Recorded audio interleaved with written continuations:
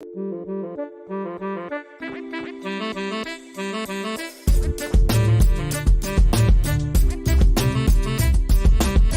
everyone, Scott Hansen here from NFL Red Zone. I hope you're checking out 1 hour of 5 Yard Rush, one of the best podcasts on NFL football in the UK.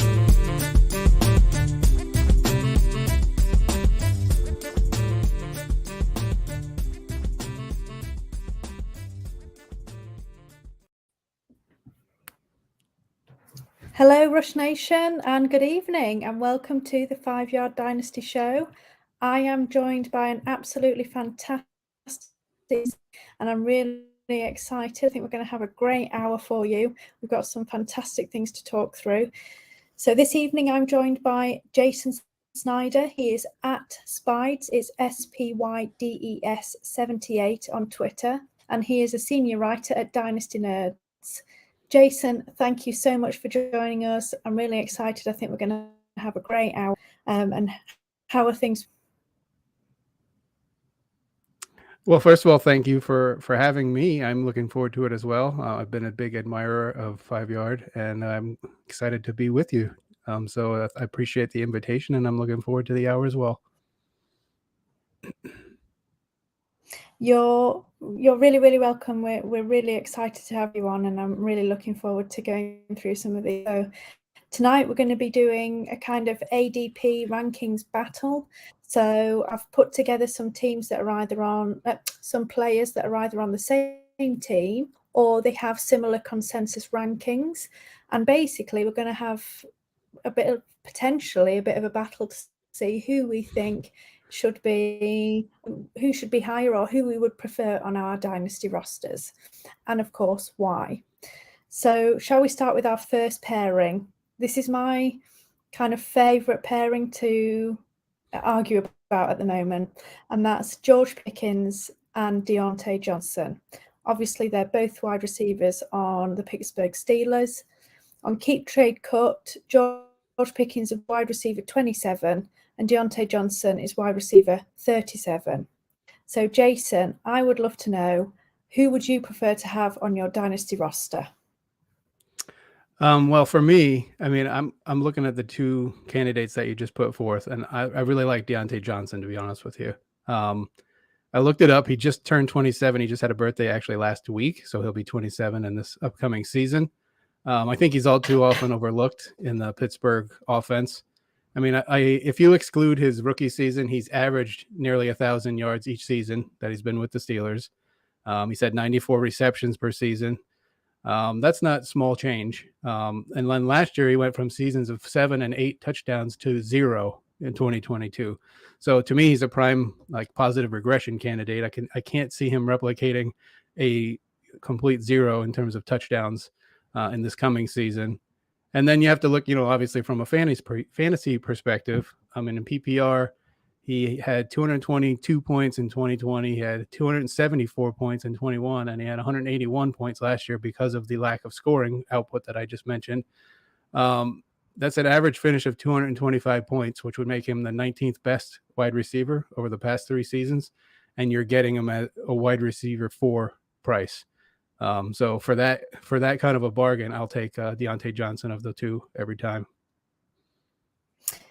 Yeah, I mean, I just cannot argue with you there, Jason, at all. It's something that I've been banging on about for months. I honestly, I just don't understand why Pickens is so much higher than Deontay Johnson in the rankings and also in ADP as well.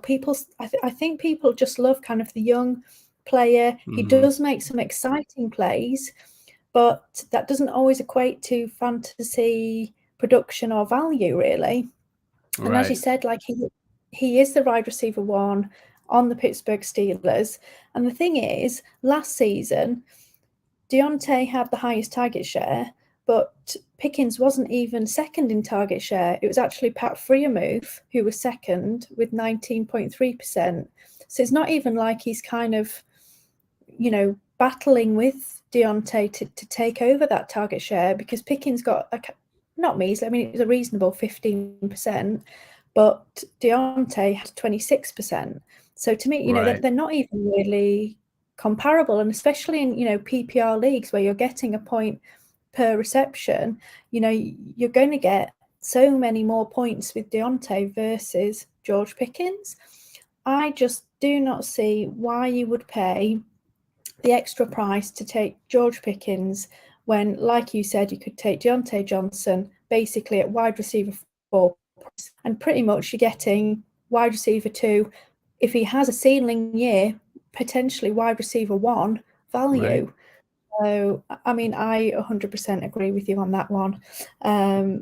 No battle there. I still, I know I was like, that's a bit of a fail, but yeah, I don't see how Pickens can. I still do not get his ADP. I think you nailed it.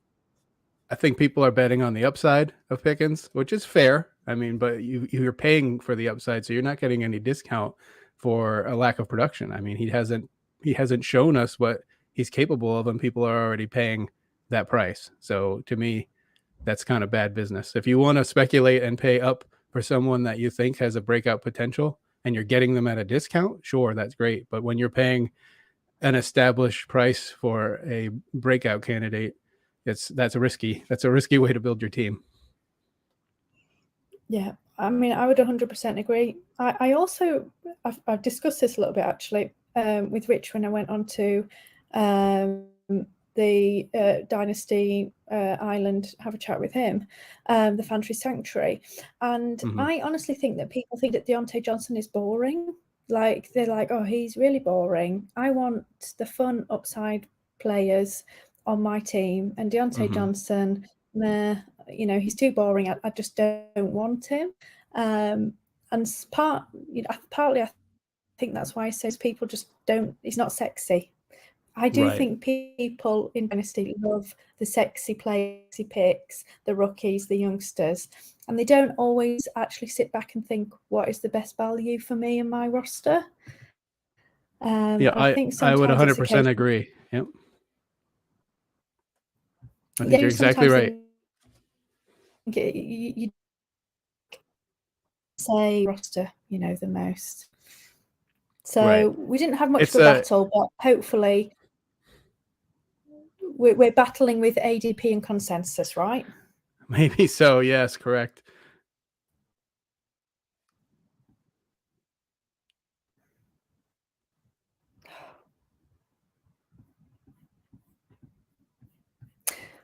So shall we move on to our second pair? Yeah, absolutely. So next up, we've got Najee Harris and J.K. Dobbins.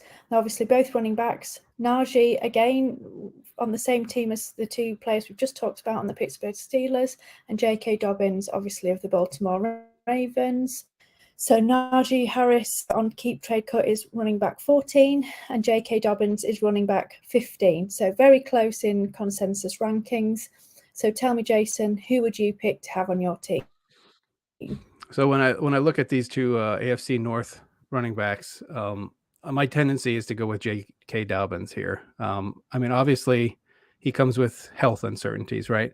He had that horrendous knee injury in August of 2021, and now we know that incident was even worse than we originally thought. He tore his ACL, his LCL, his meniscus, and his hamstring in that incident that he had in August of 2021. So that was a lot of grueling rehab. And then even last season, he needed an in-season kind of a cleanup procedure during the season, which sidelined him for part of the season again. I think that's eroded a lot of the confidence that people once had in him. However, I still see him as a really high potential player. He did resurface for the last 4 weeks of the season last year and close out 2022 with some real flashes. He was averaging almost 100 yards, 99.3 yards a game. When you're averaging 100 yards a game, that's obviously eye-catching as a running back. He has been remarkably productive when he's healthy. He has nearly 6 yards a carry over the course of his short NFL career. So that's another eye-catching stat that you say, wow, 6 yards a carry is pretty impressive compared to, if you have 4 yards a carry, you're a top back. So 6 is pretty mind-boggling. Obviously, we always talk about age being king in Dynasty, specifically with running backs. he's going to enter 2023 at a youthful age of 24. So it's not as though, even though he's had these injury issues, it's not as though he's an older back or, he has a lot of tread on him. He still has a lot of youth on his side. And lastly, Baltimore didn't bring in any real major competition for him in terms of carries. He still has Gus Edwards there, who's aging. We talk about age, he's kind of in the opposite category. Gus Edwards, I think, is 28 or 29. So he's getting up there. And the last thing I'll say is Baltimore has run a traditionally very run-heavy offense. They had a 51.9% run rate in 2022, which was third highest in the NFL. So if you kind of do all the math there, you have a guy that seems to be kind of rounding back into form from his injury. He has no competition, and he's on an offense that's going to run the ball a lot. So to me, he's, again, when you talk about potential or ceiling, I think he's an RB1 potential, or he has the ceiling to be very firmly in the RB1 category, and you're getting him at an RB2 price right now. So for that reason, I'll take J.K. Dobbins. Yeah. So again, we're not necessarily battling with each other, but we are battling with consensus, because I also agree. I would take J.K. Dobbins to be on my team. So although that he is on an offense with a rushing QB, and we know obviously historically, or the data can sometimes say that rushing QBs can actually hurt a running back, we have seen historically that J.K. Dobbins has been able to do extremely well alongside Lamar Jackson in the very same offense. So I have actually very little worries of him and Lamar kind of co-sharing, on this offense. I do think that obviously last year, as you said, Jason, he was struggling through his injury, so we didn't see the best of him. But I do think he is actually more talented than Najee. I think Najee, really, his game fantasy value, I suppose, is predicated on him getting the volume. I think if he's not getting volume, then he's not really probably giving us much else. So even though J.K. Dobbins was coming off an injury last season and he missed 8 games, he had more big runs than Najee. So he had 9 big runs versus Najee 7. And he had more yards per carry. So he had 5.7 yards per carry and Najee had 3.8. So, I mean, it's not the best kind of look for Najee, really, when, a player who has come off a really, what was a season ending, where he didn't even begin the season, did he? He did it in training camp, injury, actually performs better in certain categories than Najee does. I mean, look, we know that Najee is likely going to retain that lead back role in the Steelers offense, but, he is starting to have a little bit of competition. There's a little bit of buzz, with Jaylen Warren, that he might start to take some more touches from Najee. I mean, the positives for Najee is that, they're going to have a better offensive line this season. But I just think that J.K. Dobbins is more talented, his upside is higher, and ultimately Najee is a very standard and average running back that gives us fantasy value by having high volume. Yep. Again, no battle here, because I absolutely agree with all of the points that you just made. So I guess we'll just battle those around us, because you and I seem to be in lockstep here. Exactly. Now, these two, I am actually really intrigued on your thoughts on these next two, Jason. And when I read them out, I genuinely think people are going to believe that I'm a Pittsburgh Steelers fan, because again, we're talking about another Pittsburgh Steelers player. You'd be surprised to hear I'm actually a Bengals fan. So I should have slipped some Bengals in there. But this time, a couple of QBs, some young QBs. So we're going to look at Jordan Love versus Kenny Pickett. So Jordan Love is currently QB 17 and Kenny Pickett is currently QB 18. So Jason, when you are deciding for your team, who would you like to have on there? So this one was really interesting for me. This was the first of the player debates that you had lined up where I didn't get a real initial gut reaction, and I didn't say, oh, that's who I would pick. I really had to kind of think on this one. I mean, I actually quite like both Jordan Love and Kenny Pickett, particularly obviously in a super flex format where those QB2s and even 3s can be a real difference maker for your roster. That said, if I'm forced to pick, I think I would opt for Kenny Pickett here. I'm also not a Steelers fan. but I would opt for Kenny Pickett of those two. I think my biggest selling point on Pickett is that I really think he has a leg up when it comes to the skill position players around him. With Pittsburgh, we just talked about Najee Harris, and I understand that he has his limitations that we cataloged pretty well, but we also did talk about Diontae Johnson. He has Pickens. He has Allen Robinson now as a third wide receiver. And then he has Freiermuth, which is a very strong up-and-coming tight end. So that's a pretty formidable offense. There's a lot of skill position players around him that are pretty well established at this point. When you compare that to Green Bay, they have some nice youthful pieces, Christian Watson being the primary one, but I don't think that they compare to the Steelers roster right now. And I think if Aaron Rodgers, who was a future Hall of Famer, kind of struggled to make that Packers offense relevant last year, it's fair to expect that Jordan Love may also have some of those same struggles. I mean, they haven't really added significant pieces to that offense. If anything, you could argue that some have been detracted or taken away from that offense. And the other point that I'll make is I think Pickett gets a slight advantage because he had an opportunity to log some meaningful snaps in 2022. It's funny to say that because Jordan Love obviously came out many years before Kenny Pickett, but he hasn't had a chance to play.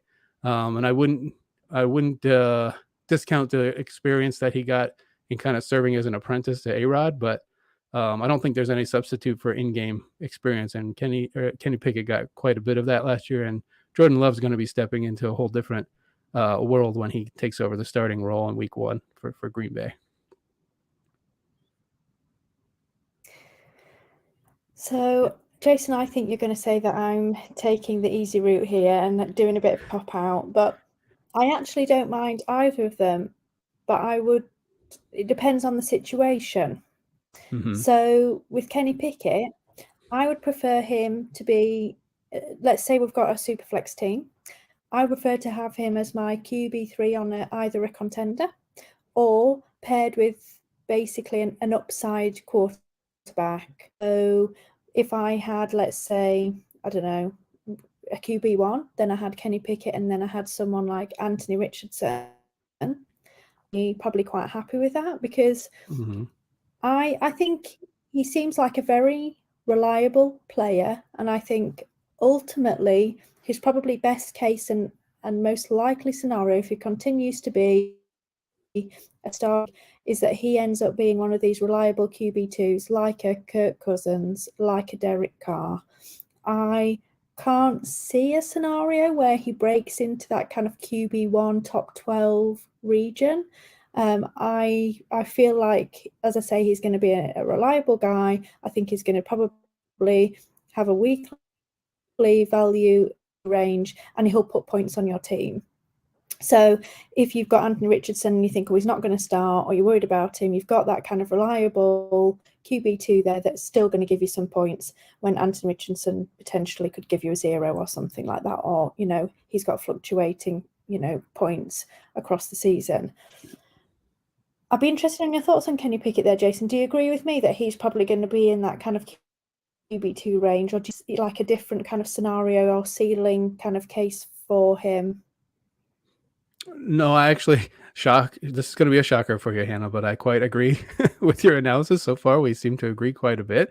I think your comparison to Kirk Cousins is probably apt. That's probably a ceiling for a guy like Kenny Pickett. But I also, when we were talking earlier about the offense for Pittsburgh compared to the offense for Baltimore, I think Baltimore, you have to think about where these offenses are headed, right? And I think Baltimore's headed towards being, or at least staying, as a run-first type offense. I think Pittsburgh, with what they're showing us with the offense that they're building, is they're trying to transition Kenny Pickett into throwing the ball more and to being more of a pass-heavy offense, or at least embracing the pass a bit more than they have.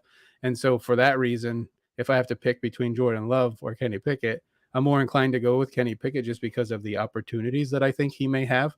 I think Jordan Love, with the situation of him stepping in for the first time onto the field, I think Green Bay's more inclined. I mean, if you think about the strength of their offensive roster, they've got A.J. Dillon, they've got Aaron Jones, they've got a decent offensive line.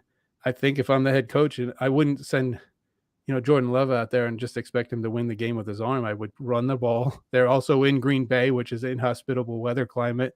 And so to me, it seems like they're going to be headed towards a more run heavy offense or a kind of time control offense. Whereas I think Pittsburgh may be more inclined to go air it out a little bit more in this season and beyond. Yeah, you make some really great points there. So the scenarios where I would probably think about having Jordan Love on my team is either in a rebuild where I was going to get players where I'm going to try and basically see if they increase their value or I can get upside from them.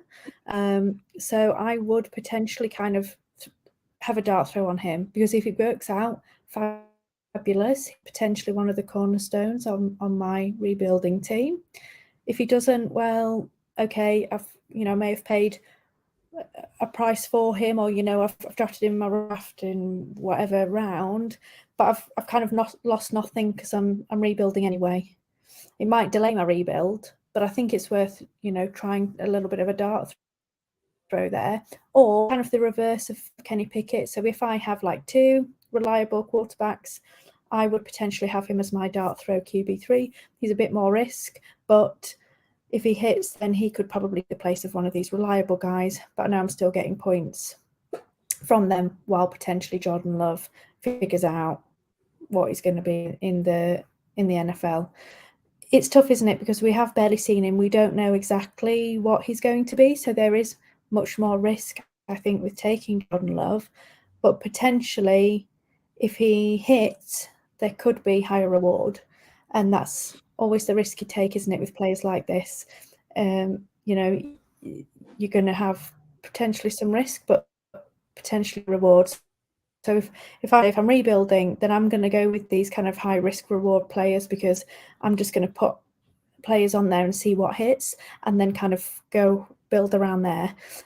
I'd be interested on your thoughts there, Jason. Is that something that you would consider a build, or would you say no, I would prefer not to do that and I would go a different route? I think I would agree with your analysis that you have to kind of holistically consider your entire roster. So you have to know how many of those upside players you also have, because if you have too many of those, obviously, then you're in trouble, because if the bottom falls out of all of them, then you've got a roster that's in real big trouble. So you need a nice balance of steady players and then what I would call like upside players or high potential players. I would agree with you that Love probably fits into that. His ceiling is maybe a low end QB1, but his bottom is a QB3 or even less. He fizzles out and they replace him after a year or two. So you've got to consider that as a potential as well.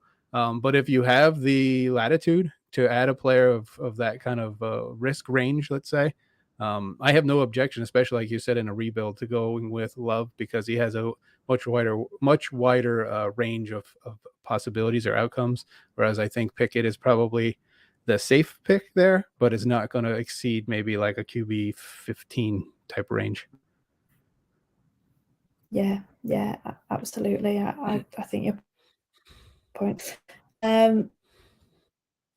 Actually, now one of Jordan Love's mates. So we're going to move on to the wide receiver position, and we're going to discuss two reasonably young players. So Christian Watson, Duke of the Cisco Niners. So they are keep trade cut wide 19 for Watson and wide receiver 20 for Ayuk in their rankings. So Jason, if you had the option, which of the two wide receivers would you put on your team? I guess I kind of probably tipped my hand in the way I described Green Bay's offense in the previous battle or the previous comparison that we did, but I would definitely go with Brandon Ayuk here. I think, despite he had a brief appearance in Shanahan's doghouse last year and he made some noise about, I don't even know if he's going to start coming out of training camp. And I think the fantasy community kind of freaked out a little bit, but he had actually the most productive season of his career last year, eclipsing 1,000 yards and getting 8 touchdowns. His PPR ranks, he's been right there. I mean, last year he was 15th, so he was a solid wide receiver 2, kind of vying in that wide receiver 1 range. He was getting 13.4 fantasy points per game in PPR, which is impressive. And then you have to consider the quarterback situation there. Now Brock Purdy is supposedly going to be ready either by the beginning of the season or at least in the early quarter of the season, I would say. And assuming that he resumes his starting role as quarterback in San Francisco, he seemed to have pretty good chemistry with Brandon Ayuk. I looked it up. Ayuk was targeted 6.2 times per game by Purdy, and I kind of expect that relationship to blossom further if they're paired together. And then I think an underrated aspect to consider is the weather dynamic. I just talked about it with the question about Green Bay last battle or last round, but half of Watson's games are going to be in Green Bay in the fall and winter, which is not exactly a friendly environment for a pass-heavy offense. So if you have those two receivers even ranked similarly and you need a tiebreaker, I would opt for the weather in San Francisco versus the weather in Green Bay.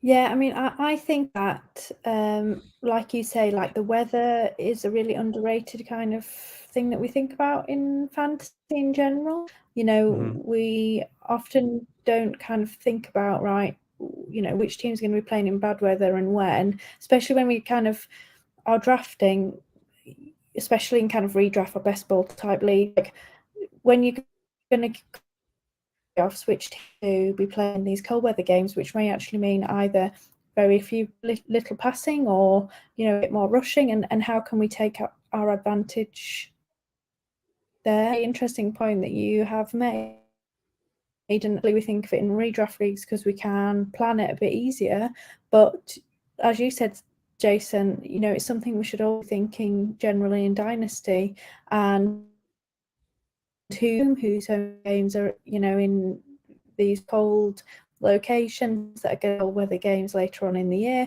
that's going to affect our teams and obviously our potential to win championships. So yeah, I think that's a really cool point that you just brought up, and a lot of times people just don't really think about that, particularly in dynasty.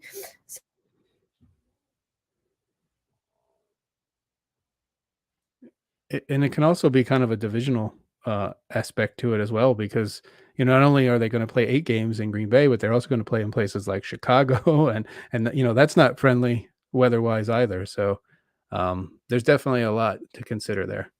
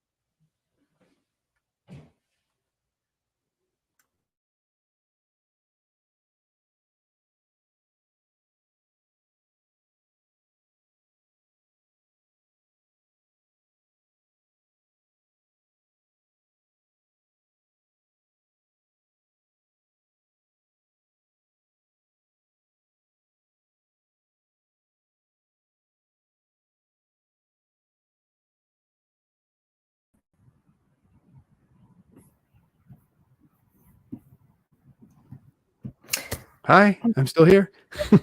I completely apologize, Jason, and to everyone. There's some sort of connection disaster going on this end, but if you're happy to carry on, Jason, let's push through. Yes. Yeah, let's keep going. So absolutely. I was saying that everyone's going to be really disappointed because our battle is not really much of a battle.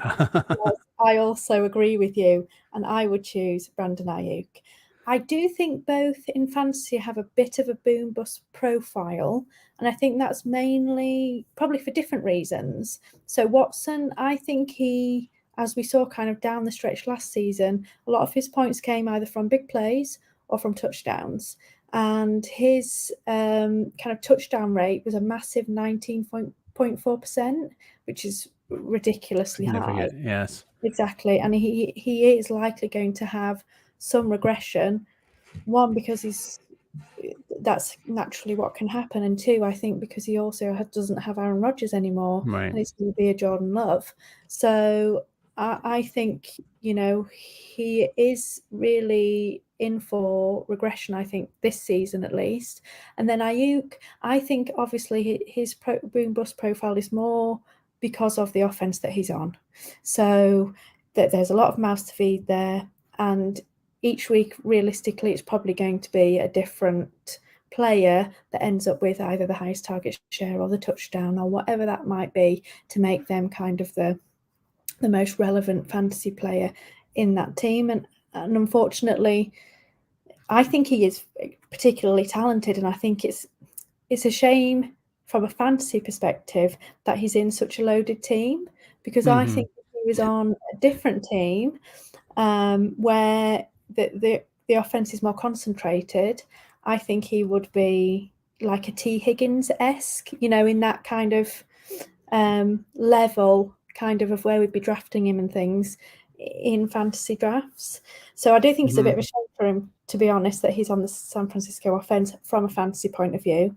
But of course, he probably thinks otherwise because it's a fantastic team. But yeah, I do think that's probably one of the only things that is going against him. Obviously, a couple of years ago, he went into the doghouse because he didn't really want to do any blocking. And, Shanahan wasn't particularly happy with him. But he seems to have his way back into the offense. And from what I've been hearing this offseason, all of his teammates are kind of singing his praises, and they're saying, he is an underrated piece of this offense. He's fantastic. So I think there's a chance that we see even more of him this season. Ayuk had more targets per game than Watson last year. He had 7. Watson had 5. And as I said earlier, Watson's fantasy performance was really predicated on those deep targets and those touchdowns, which are certainly going to regress. So I think this in both dynasty and, general redraft leagues. I don't know why people are so keen on Christian Watson, where he's going, because to me, I think you're paying for production that he had at the end of the season, which is going to regress. Right. I totally agree with you. I think he actually compares quite similarly to George Pickens, who we talked about earlier. People like that flashy name and the youth and all of that, and you pay for that because Twitter has kind of inflated their value, or social media, let's say, has inflated their value, and that's just kind of the reality for a player like that.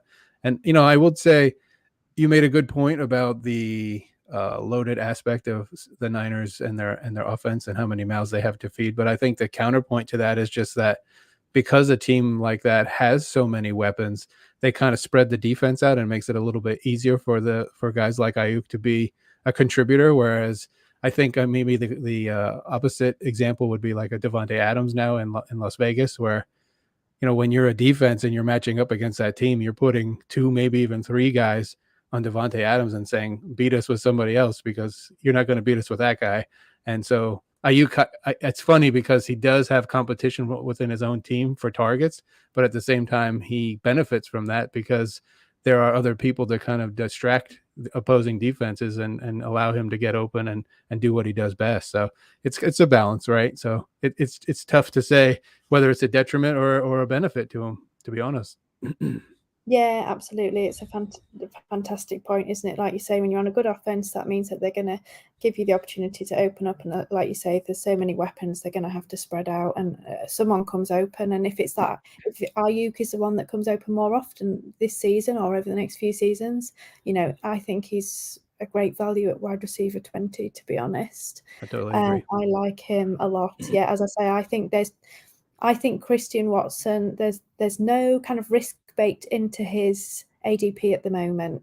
People seem to think he's going to be the wide receiver 1 and he's just going to carry on where he left off at the end of last season. Right. And I think people are going to get a shock when that is not the case.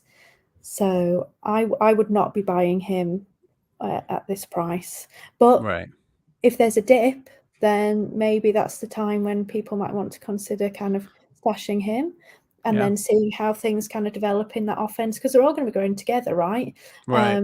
Jordan Love, he's going to find his favorite target, as it were, and that could potentially be Christian Watson, but we just don't know how things are going to play out at this time, and I do think they are going to struggle at the beginning of the season at least. But right. It's actually it's interesting because as we're talking about it, I was thinking, if you think about Green Bay's weapons overall from a fantasy perspective, the value hasn't really dipped on, Aaron Jones or AJ Dillon or any of those guys, whether it's Christian Watson, even though Aaron Rodgers has left town. And that seems kind of strange there seems to be a disconnect there where it's like people are leery of Jordan Love, but the price is still holding strong on all of his skill position players. So it can't be both, right? If Jordan Love is a downgrade from Aaron Rodgers, then all of the corresponding cast have to be downgraded as well. They can't all hold their positions in value, but we don't believe in Jordan Love. It's really one or the other. So if you're not a believer in Jordan Love, you really need to consider more strongly, I think, your positions on some of his teammates in terms of a fantasy value. So I'm really interested just to talk a little bit more about this, Jason, actually, and get your opinion. Do you think that the value of his skill position players have not dropped because, one, they're not looking at the big picture, or two, because they believe that LaFleur is kind of a good enough coach that he's going to make this offense relevant from the get-go? I guess it could be the combination of both, but I don't know. Sometimes I don't know sometimes what the fantasy community is thinking. Right. When they have these skill position players so high, but they don't like Love. And Right. I'm never sure whether it's because we just sometimes don't step back and look at the bigger picture, or we blindly believe that, LaFleur, he's a great head coach and therefore can kind of work miracles when there may not be miracles to be made. Right. I think it probably is a combination of both, to be quite honest with you. I do think, and I'm guilty of it too, but I think the fantasy community kind of has a blind spot, especially when it comes to younger players. We just want to believe that they're all going to be fantastic because they're young and we paid big prices for them in our drafts. So they have to be great because I've already invested in them. And so now they're on my roster and they must be great. I always think the funny thing about the disconnect, my favorite example of that is Justin Jefferson and Kirk Cousins. People say Justin Jefferson's the best receiver in football and I want him number one. And then when you talk to him about Kirk Cousins, they're like, he's terrible. And I'm like, he's the guy that throws him the ball, right? So if Justin Jefferson is going to succeed, it's going to be because Kirk Cousins got him there. I mean, he's the only guy in Minnesota. So if you're a believer in Justin Jefferson, then you need to be more of a believer in Kirk Cousins, but people don't ever make those connections, or those they have a bias, I guess I would say, where they'd say, I don't like that name, versus the math just simply doesn't work out. If Justin Jefferson's going to be a star, then Kirk Cousins is going to be a star too, because he has to be. Yeah, absolutely. Like you say, I do think this may be a bit of a stigma, might not be the right word, but people just think of Kirk Cousins as this reliable, boring QB2 that is, nobody really wants him on the team. But when everyone else has been drafted, okay, he's the next best, we'll take him. We take him because we have to, not because we want to. Right. Isn't it really? But like you say, actually, if you're a believer in Justin Jefferson, then you probably should be more keen and willing to take Kirk Cousins when you want to, rather than just being like, he's I guess right. he's the next best, I'll take him. And Yep. I think we're all guilty of doing that. Yep. We go, he's so boring, he's not going to do anything exciting. But if you're throwing Justin Jefferson the ball a million times, then ultimately, if Justin Jefferson's getting the points, so must Kirk Cousins. So he Absolutely. is going to do something. Yep. And just so I'm a huge hypocrite when it comes to this. I am very guilty of it. I just took Geno Smith as my third round pick in Scott Fishbowl and was kind of like lukewarm on it. And then I'm thinking like, but he has DK Metcalf and he has Smith and Jigba, who everybody's excited about. So how can I be excited about those receivers, but think that Smith is underwhelming in some way? I mean, everybody does it. So I'm not sitting here telling you that I'm above that. I'm very much guilty of it myself. Yeah, absolutely. I think we all are as a community, aren't we? And interestingly, I'm actually in the same conundrum in my Scott Fishbowl draft. Okay. I need to decide what to take. And Geno is he would be my QB2. And I'm like, should I take Geno or should I risk it? another round. And I know whichever one I do, I'll regret it, because if I take Gino, no quarterbacks will go between now and my next pick. And if I don't, there'll be a massive run and I'll regret it. Yep. But that's the life of a fantasy drafter, isn't it? Right. I was going to say, welcome to Scott Fishbowl. Yeah, that's absolutely. how it is every year. Yep. Absolutely. So let's move on to our next couple of players. We're going back to the running back position, and these are actually two players on the same team. So we've got Kenneth Walker versus Zach Charbonnet, and they're of the Seattle Seahawks. And they're currently ranked on Keep Trade Cut as running back 10 for Walker and running back 20 for Charbonnet. So Jason, I'm really interested in this one, because I actually found this one a little bit difficult to decide. But who would you prefer on your team? So you said earlier that you were afraid I would accuse you of taking the cop out and saying you were fine with either. This answer for me is, I think I would rather pick neither of these two running backs. I would go with Charbonnet if you force me to, only because he's got a cheaper price in the way that the question's posed. But my reluctance on the backs is it because I have concerns about talent. Certainly, I think quite the contrary. I actually foresee the backfield in Seattle just being kind of a bit of a nightmare for fantasy in the years to come. When Kenneth Walker was selected last year in the early second of the 2022 NFL draft, everybody was excited. Everybody clamored to get a piece of him on their roster. And then Pete Carroll didn't even put Walker in a game until week 6.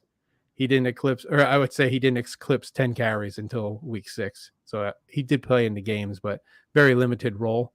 And he was playing guys like Rashad Penny, who's serviceable, but Travis Homer and DJ Dallas and guys like that above Walker in his rookie season. And people got kind of frustrated, especially in redraft, because people were using significant draft capital on Kenneth Walker and he just wasn't getting the playing time. And it wasn't until injuries really forced Carroll's hand that he did insert Walker. And we all know Walker was very successful. But Pete Carroll kind of strikes me as that type of guy that he's going to value the fresh legs, and he just doesn't care about your fantasy team. I mean, from week to week, Charbonnet might be the guy, Walker might be the guy. They might split carries, and both of them be somewhat insignificant statistically.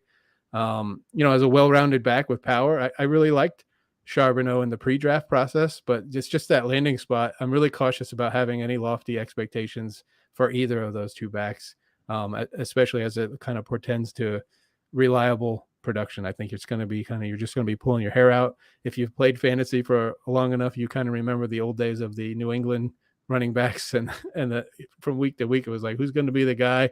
And no matter who you picked and inserted in as your starter, that was the guy that got 3 carries and was virtually non-existent in the game plan. And I just kind of feel like this Walker Charbonnet situation is going to be very much like that. Yeah, I've really, really struggled with this backfield ever since they drafted Charbonnet about what I think they're going to do. My original thought was that I thought kind of they would use Walker, potentially maybe like first and second downs, try and get those big plays from him, and then they would put in Jack Charbonnet for third downs in the red zone, because he's kind of that pounding north-south back that can kind of get you the yards that you need. Mm-hmm. And that may well still be the case. Now, I read something today. Again, you can never trust everything you read on Twitter, can you? But I think it was from I think it was an Athletic reporter that was saying that they felt that Kenneth Walker was going to be the lead back in this backfield. And they were saying that, historically, Pete Carroll has always featured a single back. And there's never been a game in which 2 backs have had more than 10 carries per back.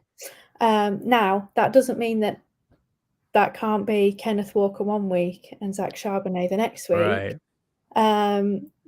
So then I started swaying a bit more of like, should I actually be believing more in Kenneth Walker? The thing with Kenneth Walker is, like, we know he can break off a big play at any time.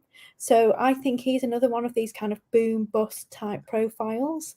Yep. In that he's perfect for best ball, in my opinion, although I think it's quite expensive. But in terms of his profile, like he could be the running back 1 week and he could be a running back 3 the next, and it all depends on whether he breaks off these big runs or not. And so I've found this, to be honest, really difficult to pick one. And like you say, I think ultimately I would rather just see what's going to happen before I pick either of them. But like you say, if I was sat in a draft and I had to take one, then I would take the cheaper priced running back. Until I kind of knew more, because Kenneth Walker still, I think, is quite expensively priced. To say that they've added someone of similar draft capital into the backfield. And as I say, their reasoning for that, maybe just because Kenneth Walker, he isn't a pass catcher, is he? He is a rusher, and that is it. He's not, he's relatively limited in that respect. So maybe they just want complementary backs, or maybe their backs seem to just get injured all the time. Right. I do think that that's a big part of their philosophy. It's just that they've had a lot of injuries with their backs, and so they're thinking it as from an NFL, team perspective, which is we need to have a healthy back at all times, and we can't be going to these third and fourth and fifth string or tertiary level quality backs. We need to have like 2 top backs, which makes sense, frankly, from where they're coming at it from. It's just from a fantasy perspective, it feels kind of like a quagmire, because you can't really, I don't feel confident in saying either one of them is going to be the guy from week to week. That was an interesting stat about the not having any backs that both eclipsed 10 carries. So it does kind of show you that he tends to lean into the hot hand sort of idea. And, if he's got a back that's running well, he'll stick with him. But who's to say from week to week who that back's going to be? So I'm still very leery of their backfield. I think they're both very talented backs. It's just a matter of how can you predict who's going to be the guy? Now, if one of them, where God forbid to sustain an injury and the other one was thrust to the forefront, that changes everything altogether. But right now, with them both being healthy, and I think having a high draft capital, it's just, to me, it makes me very nervous to try to have any confidence in either one of them. Yeah, I totally agree. And like you say, I think we just need to see how things are going to play out. And as I say, I'll either have egg on my face because I should have been a bit more stalwart with Walker and said, we know that he likes to go with the hot hand. And, Walker did a pretty good job for him, right. Last season. Or I'm going to be saying, I totally should have had more shares of Zach Charbonnet because Walker's got injured and now he's a league winner. Or we end up saying, oh, good, actually, we were right, and neither have been particularly good. I think it's going to be really interesting, and I wouldn't be surprised if one of these ends up being a running back one, and some sort of league winner by the end of the season. Right.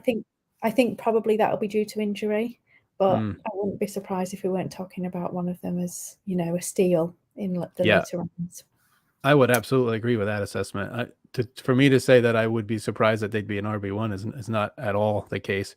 I just don't know which one it will be. That's my concern. It's not that I don't think that they're capable of it. It's just, as you said, if one of them is injured and the other takes the place and really shines, I think the sky's the limit for either of them. It's just trying to sort out how that's going to all play out and read those tea leaves is too hard for me right now. Not a risk I'm willing to take.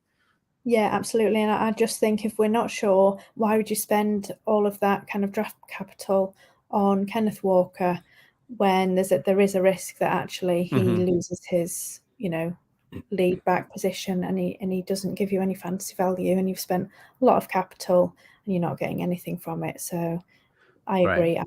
I would be picking Charbonnet at this time while we find out exactly how that's going to play out. Yep. So let's see if finally we'll be battling each other, Jason. We'll see. So far, no. I know. It's our last chance. I have a feeling that we probably won't be battling, but we'll see. Okay. So we're talking, the final position tonight is tight end position. So we're going to be battling between TJ Hockenson versus Dalton Kincaid. So on Keep Trade Cut, Hockenson is tight end 4 and Kincaid is tight end 5. So, Jason, who is your pick? So for this particular debate or battle, I felt the least conflicted of all of the choices that you presented me, and I feel I will opt pretty comfortably for TJ Hockenson here. I just looked into it a little bit, and as a Lion, I would say he was arguably misused or underutilized. But when he was shipped to Minnesota, kind of like mid-season last year, he elevated his value into what I would consider kind of an elite pantheon. He's in that top tier now, with very firmly with Kittle and Andrews and obviously Travis Kelce. In 10 games with the Vikings, Hockenson averaged 8.6 targets per game, and that's compared to the Lions. He had just 6.1, so that was a 41% increase in usage just from going from the Lions to the Vikings. That's pretty significant. I mean, I think it gives you an indication of what Minnesota intends to do with him, and I would expect that trend to continue going forward. And even despite being underutilized in the first half of the year, Hockenson finished as a tight end 2 for 2022 in PPR. He had 215 PPR points, and he was behind only Travis Kelce, who obviously is otherworldly in terms of his production. So I do appreciate that Kincaid kind of has that upside, and he's in a potentially really potent Buffalo offense. But I also kind of pump the brakes because I know even the most talented tight ends can take time to develop and kind of reach their full potential. I mean, see also Kyle Pitts for that. If you need evidence of that phenomenon, I mean, Kyle Pitts was, from an athletic standpoint, one of the tops ever, maybe, and he's still not reached where we thought he was going to be. And now I guess this will be his 3rd season coming up. So I think it's kind of a fool's errand to think that Kincaid's going to come busting out of the gates, even with Dawson Knox in Buffalo, and to be in that top 5 ranking immediately. So given the maturation delay and Hockenson kind of now in his prime and nestled into an offense that kind of has already demonstrated their intent to use him pretty heavily, I think for me, it was a pretty easy choice to go with Hockenson here. Yeah. And I actually thought we would agree, because I am 100% the same. Okay. The reason I actually put that battle on here was because I just think it's like people seem to have got rookie fever over Dalton Kincaid, and he seems to be particularly popular selection. And people seem to think that he's going to come bursting out the gates and be absolutely amazing, and he's going to suddenly become the tight end 1 or something. There seems to be a lot of rookie fever for him, and it was more to kind of just maybe put some water on those flames a little bit, and to kind of make people step back and think, actually, is Dalton Kincaid a good addition to my team? Will he provide me with the fantasy points that I need, on a week-to-week basis? Now, when I was reading up about this, I said exactly the same as you. For me, there's literally no contest. We saw what Hockenson can do on the Vikings last season. Yep. He can really be a fantastic fantasy tight end, and we've seen him do it. We have no idea what Dalton Kincaid is going to do. And when he was first drafted, they were saying, we're still figuring out, what Dalton Kincaid is going to be doing on our offense. So for me, that gives me a little bit of red flags, in that they're still kind of faffing about with him. So my suspicion is that he's probably not going to have a kind of set role on the offense to start with. And I just can't see him. I think people think he's suddenly going to be the second target on the team, and Gabe Davis is suddenly going to be irrelevant, and Dalton Kincaid is going to come out and become the wide receiver 2, which, in reality, it's just not going to happen. And as you say, there's plenty of data that shows that rookie tight ends are just rarely fantasy relevant. Right. And I was trying to think, like, in what scenarios would I ever choose Dalton Kincaid over TJ Hockenson? I mean, the only one I could really potentially think of was if I was in kind of this deep rebuild where basically my team was an absolute mess, and I knew it was going to take me a couple of years to kind of rebuild it into something.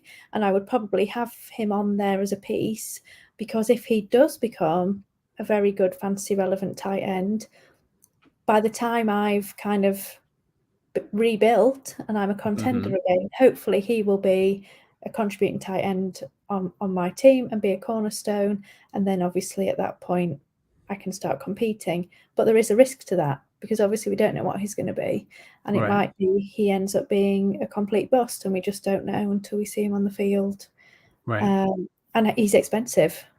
I would not be going out and buying him because he is so expensive. But if I'd happened to get him in a rookie draft, then I would, if I was in a deep rebuild and I had Hockenson and I'd picked up Kincaid in my rookie draft, then I may then consider selling Hockenson, for some pieces or picks or whatever. Sure. And see what Kincaid could give me. And then I would still have some, picks or things that I could use to buy either other skill position players that I want to be cornerstones, or once I get there, if Kincaid is no good, I can potentially go out and buy a tight end that's going to be a starter and good value to me.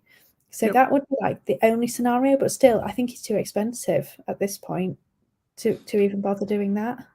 Yeah, I would agree with you. And I guess the way I think about it in terms of value is, if you think about rookie picks, I think Kincaid was probably going in that like 110 to 112, like back end of the first round area when the rookie drafts were still lively and hot and heavy. And I just can't, I'm like, as you're talking, I'm envisioning like offering, say, the 110 to the Hockenson owner and saying, would you like to give me one Hockenson for 110? There's no way they're going to go, and what else? You know what I mean? There's no way I'm giving you Hockenson for 110. So that tells you right there that though maybe analytically we can say one's a tight end 4 and one's a tight end 5, but when it comes to practically, when you get in these leagues, there's no way that the value is similar, because that owner with Hockenson is going to expect a lot more return than simply like 110 in a rookie draft in exchange. So that tells you when you get into these conversations that you're going to have with your league mates in order to try to acquire TJ Hockenson, Dalton Kincaid's not going to get it done. Yeah, I mean, absolutely. And I actually, this was the hardest kind of battle I could pick, was the tight end position, because, aside from the elite kind of 3 and 4, everything's a bit of a mess, to be honest. Yeah.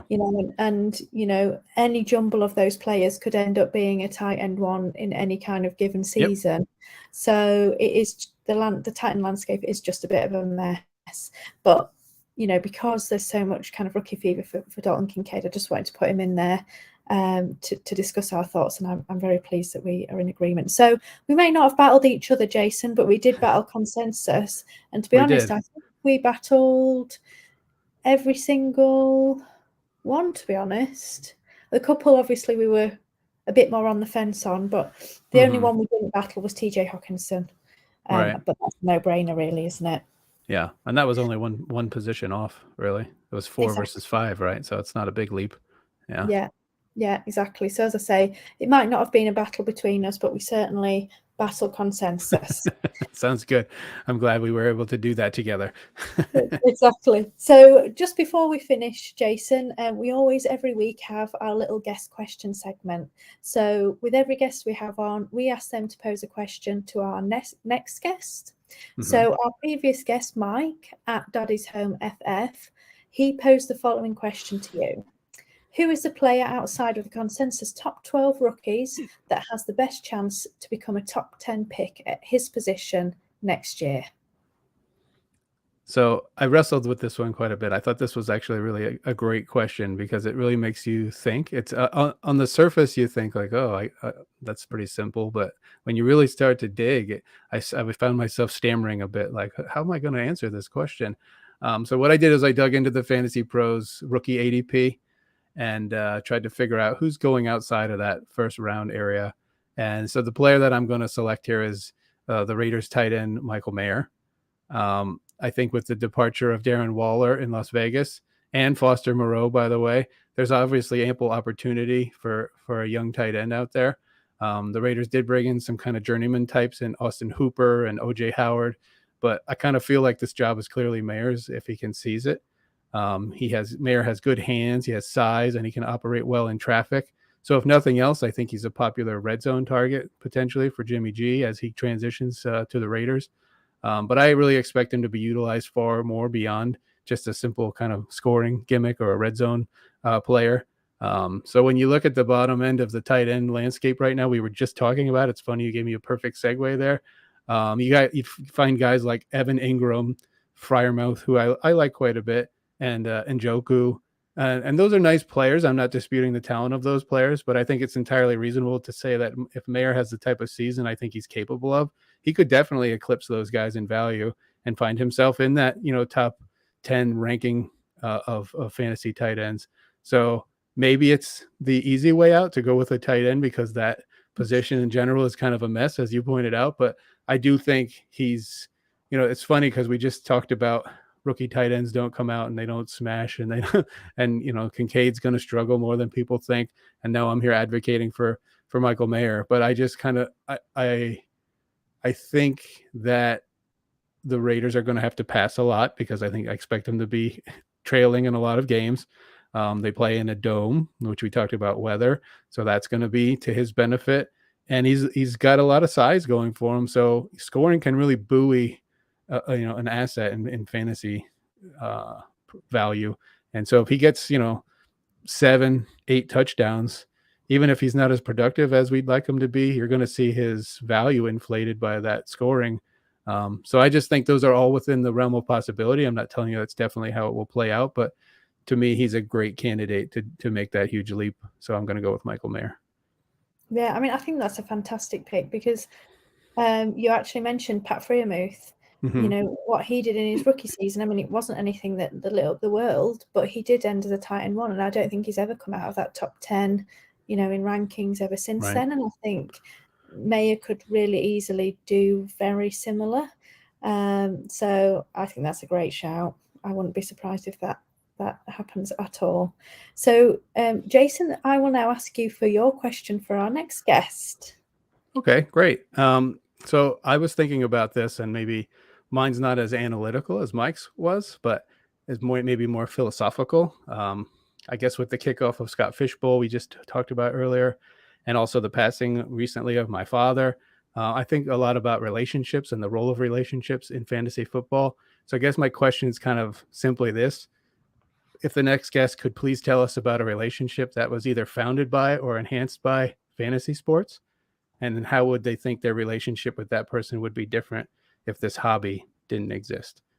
I think I kind of contend that fantasy football is about a lot more than just points and wins and losses and roster decisions.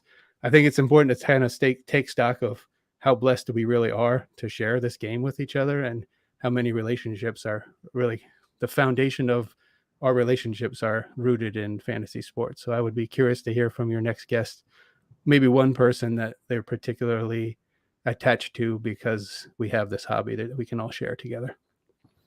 That is a fantastic question. I love it, Jason. I think it's brilliant. We always say the question can be about literally anything to do with fantasy, and I think this embodies exactly kind of what we were aiming for. So I think that's brilliant. Really looking forward to asking our next guest that question. I think it's going to be fantastic. Now, before we go, please tell all our listeners where to find you and any of your work. Sure. As you mentioned at the top of the show, I am a senior writer with Dynasty Nerds. You'll see our content, all throughout the off season and heading into training camp. Here, we're doing a lot of team previews as training camps will roll up here in July and August. We're going to get into the dog days of summer, and that's always everybody's favorite time to speculate. So we'll be right with you doing that. And also, obviously, you can see my Twitter handle, which you mentioned earlier. It's down below my name there. And if you have any questions, if there's any way I can help you with your roster, obviously that's what if we do fantasy analysis, that's what we're here for. So please feel free to reach out. I'm always happy to help. I try to help in my content that I produce, but I'm also there to answer roster questions or dilemmas that you kind of come across on a more granular level. So I'm happy to help with any of that. So please don't hesitate to reach out to me anytime. Fantastic. Thank you, Jason. And it's been an absolute pleasure having you on the show. I've had a great time battling consensus rankings with you. And it's actually been really nice to see that how much we agree, and my takes aren't that crazy. or mine aren't. So I'm glad that you kind of were my sanity check as well. I really appreciate the invitation, and it was really a pleasure to be with you. I'd love to do it again sometime. Yeah, absolutely. You're always welcome. So Great. With that, we're going to say goodbye, and don't forget, everyone, keep rushing.